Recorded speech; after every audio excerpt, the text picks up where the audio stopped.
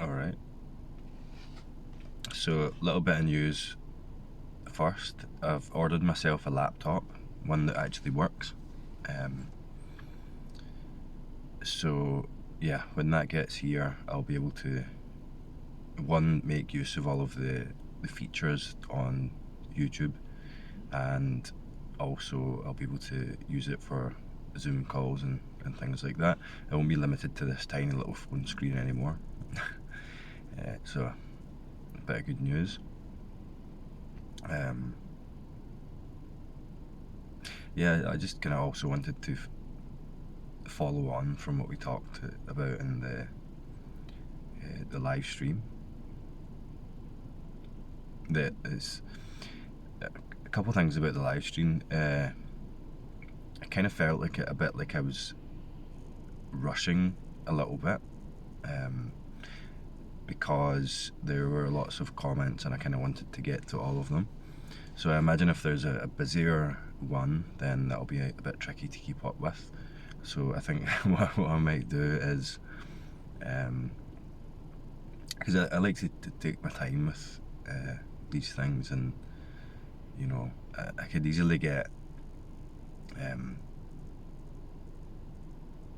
carried into this. Like with the pointing thing, you can get really carried into it. But I think what I could maybe do then is, if we do a live stream and I don't manage to get all of the comments, I think I saw an option on YouTube where you can check a box that shows you the comments as well, when it gets uploaded. So then I can go through them and maybe respond to them in the next one or in a video or something. Yeah, that's one thing I noticed. The other thing I noticed as well is that time, perception of time, just a concept of time, just isn't a thing. Even more so than doing these videos, because the kind of like the whole thing's carrying itself. So I think it'll be really easy for time to get away, really easy. If you were to ask me, if I was to guess, I know the answer, but if I was to guess how long that last live stream I did was, I'd maybe guess like 10 minutes or something like that. I had half an hour and it was like 40 plus minutes. So,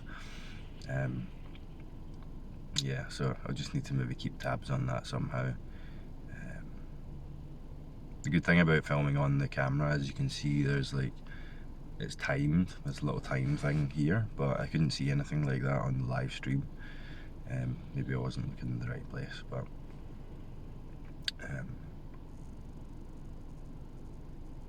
so the kind of theme that was appearing a lot in that discussion was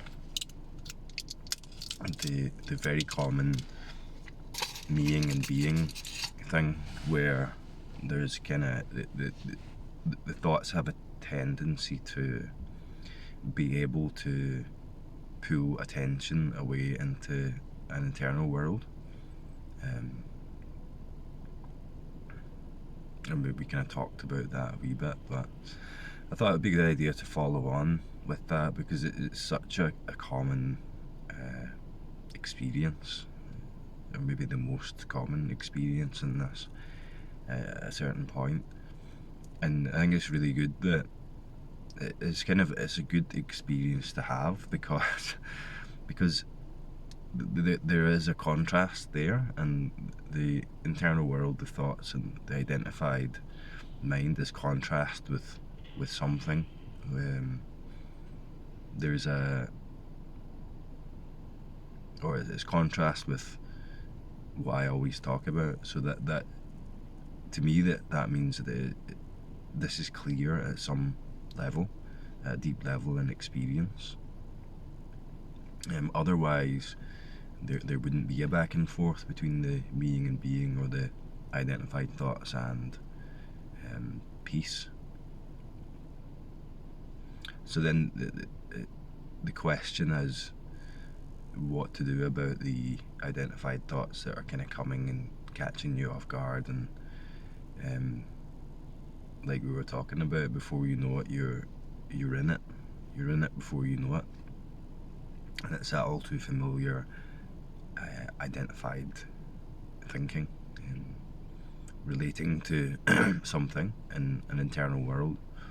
So really we're relating to thoughts, but when we believe the thoughts, we feel like we're relating to something real, or believe in the content of thoughts.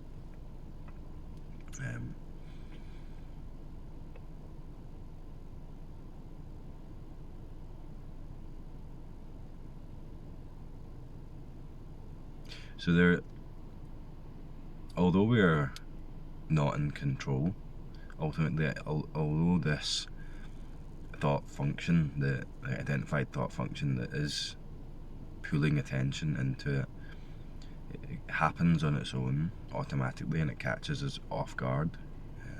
It's like before you know it, you're away in a train of thought, and then you recognize that that's happening, and then just that recognition that that's what's happening allows you to expand out of it. Although we're not in control of that, I think this is where practice comes in, where practice can be useful. And I guess there is an intention there that that is suggested in this, that I find these thoughts uncomfortable. I find this identified function uncomfortable, and the contrast is there. It's uncomfortable in contrast to the peace that is experienced when there's clarity, or when the mind is allowed to calm down. When that function of identity is allowed to be essentially like relaxed or forgotten about. And I guess that's a good intention to have, or a powerful intention, because we can kind of use that to direct our practice. And like, it's very much about checking in with yourself, because the strange thing is that when you're away in this identified thought function, and then you check in with yourself, you check in with yourself when you notice you've been carried away into thoughts, and that checking in, that recognition kind of snaps you out of it, so to speak. But checking in with yourself at all times, so I guess checking in with yourself would just be, what is my experience of myself? Just becoming attentive to presence, becoming attentive to what's going on in experience, specifically the mind. So there will be times where everything seems a bit more peaceful, a bit more calm, when what we're talking about, what we're always pointing to, is clear in as experience, your true nature, so to speak. What this is at its most simplistic form, without anything added to it, without a whole bunch of thoughts seeming to come between experience and itself. Enjoying that as much as possible. So say there is clarity here, there's a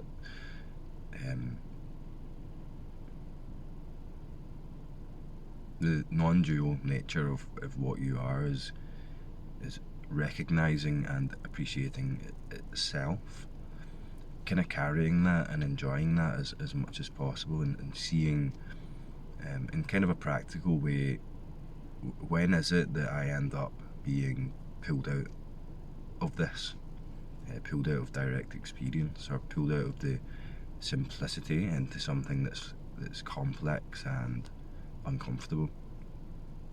And then I think this is valuable because it starts to highlight the triggers, so to speak, or starts to highlight the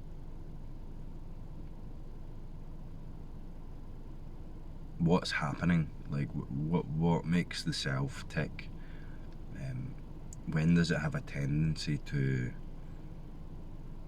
pop up and pull the attention away into a thought narrative? So quite often I found that it's when there's not a lot to do, when you've got some downtime, because what comes up when we're not constantly moving towards something, constantly working or constantly busy, because we're not engaging with something, the mind's not engaging with something. When there's some kind of downtime, when there's some peace, what becomes more apparent is the emotions, the sense of the body. I'll just call it the body. What's happening emotionally and energetically in the body. And a lot of those emotions might be linked to the kind of uprising of these narratives as a kind of avoidant mechanism. Because what the identified thought functions essentially are always doing is they're pulling attention away from this, and pulling attention away from direct experience into an internal world, a thought-based narrative that automatically assumes pardon me, I've got a cold, automatically assumes that I'm the protagonist, I'm at the centre of this, and I'm relating to something called my life.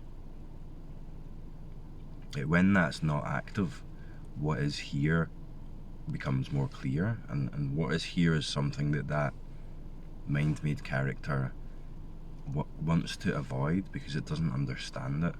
Especially it doesn't understand the emotions, which are I just call the emotions a sensation.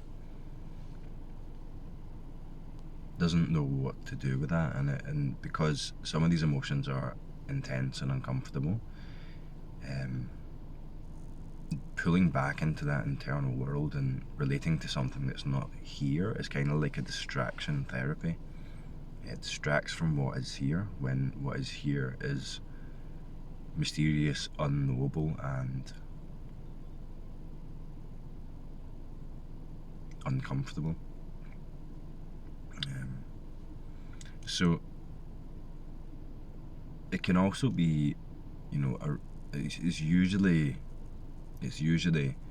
when something moves in the area of emotions, and a lot of the time that's going to be triggered and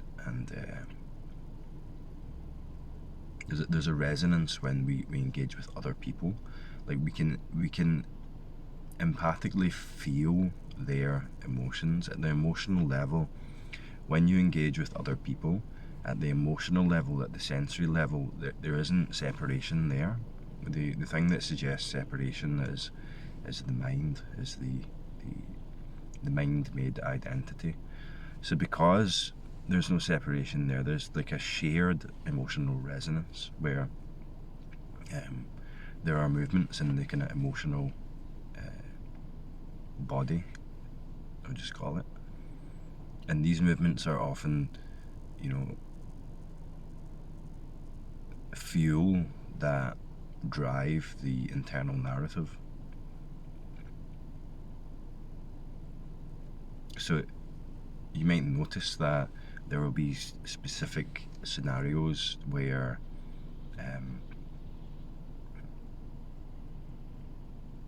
this internal narrative, this identified thinking, takes shape and suggests itself more aggressively. There's more identified thinking there. There's a more felt sense of me as a real thing, and it's usually going to be to do with interacting with other people. And like so for me, if I had an interaction with an emotional interaction, which is not always clear on the surface from the point of view of the mind, it almost doesn't notice that. it could just be a normal interaction. But if it's emotionally charged, and then, for example, I had some downtime where, say this happened at work, and I get in the car and driving home. It takes a while to drive home. The combination of those two things, that emotionally charged interaction and the downtime of sitting here with nothing to distract myself, would be a kind of prime time for this identified thinking to come up and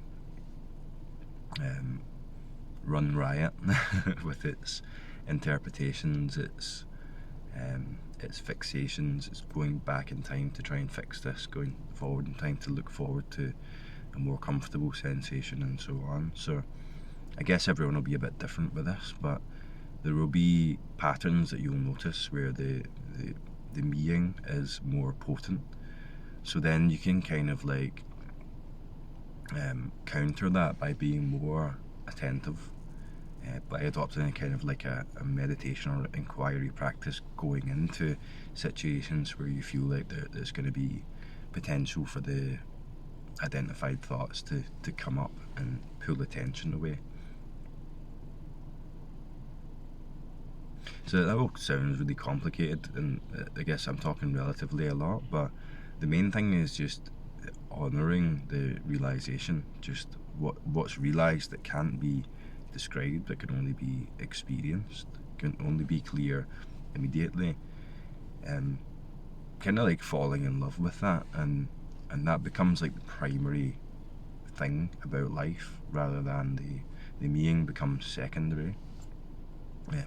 And when there's a real movement into that, or a relaxation back into that, that happens at a deep level, and then the meaning just happens less and less. We can adopt kind of practical approaches to it, but it really just comes down to being what's realised clearly, as much as possible, as much as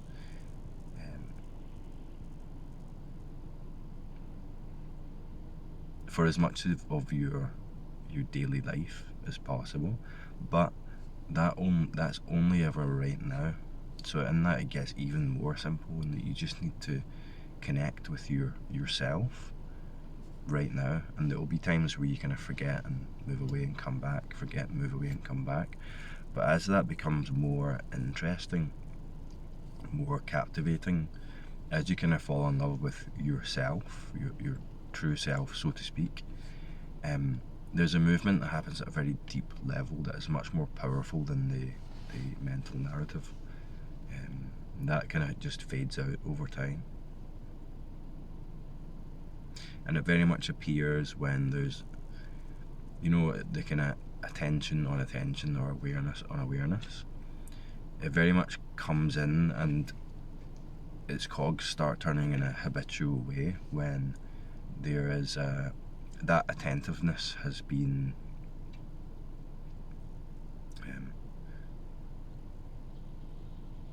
relaxed a bit, when there's not attention on direct experience, when there's not an immediate connection to experience, when the attention kind of falls back, or for me it was like falling back and up into primarily the substance of thought, then it kind of takes a grip. And that's why I always think having a sensory anchor as part of your practice is really beneficial, because all of this is present, all of this is direct. There's nothing else. All of the experience is direct experience, but it's a suggestion of what's not that is really just a hyper focus on the space of thought and the sense of the mind. So bringing it down into the body, bringing it down into the immediate so-called physical reality, you start to feel this movement. I guess this is maybe a Kundalini thing, a movement where you expand down into the body, into the senses, and then it comes back up and it constricts, and it goes down and it comes up and it constricts. It felt like that for me. And You know what? I've talked about this before. It got to a point, right, where it was so uncomfortable to do that I would get like instant headaches. Say I went to an emotionally charged mental ID narrative, I would instantly start getting a headache. And then when that headache kind of triggered the, oh, okay, I'm way up now, come back down into the body, and then it would subside like in real time. That's how powerful the narrative is, or the identification was. So I guess I was quite lucky that that happened, because there was a strong physical marker for when that was happening, which made things a lot more obvious and easy. But you figure out this, or you get in touch with this movement of attention. Like, where is attention right now? Where is my attention right now? Check in with yourself, and then you might see that it's in thought. So you bring it back down. You expand it out to the totality of your experience, and then kind of getting into a habit of doing that, I think, is a good practice, because eventually it becomes habitual, and eventually, like, it's not even a practice anymore. Eventually attention is always in direct experience.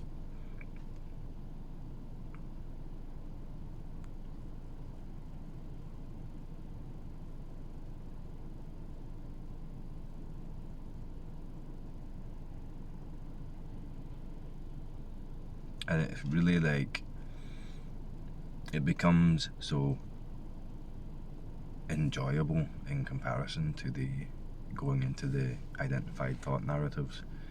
Like, appreciating this life becomes so enjoyable directly, and that means that all of the struggle with getting awakening, keeping awakening, looking for an awakening event, all of that is replaced with just what's here, and it's obvious, and it's captivating, and like I said, you fall in love with it. You fall in love with life in a very direct way, and then what's not that internal world is just not, it can't hold attention in the same way.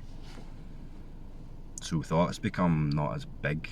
They're like, thoughts are just, part of this fascinating experience. They're not this big thing. This big internal world kind of collapses, and is like the internal world is this is the sense experience. Is this appearing, you could say, within what you are as a world, and then it relaxes even below that. That even experience, even perception, relaxes down as well, and you can see what's more direct and deeper than that, than the world filtered through mind.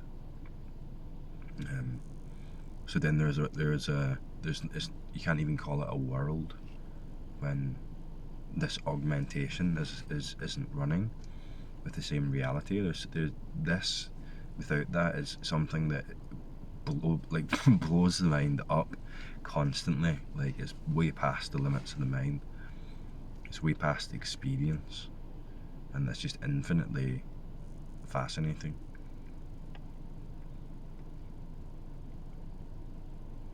So yeah, your comments are really good. I think that the meaning in being is kind of it's a stage of this, as it simplifies, but it's like it just means that there's clarity there. Otherwise there would be no contrast. So I think that's really good. Anyway, I'm gonna go to just now, but that'll do it, and I'll talk to you next time.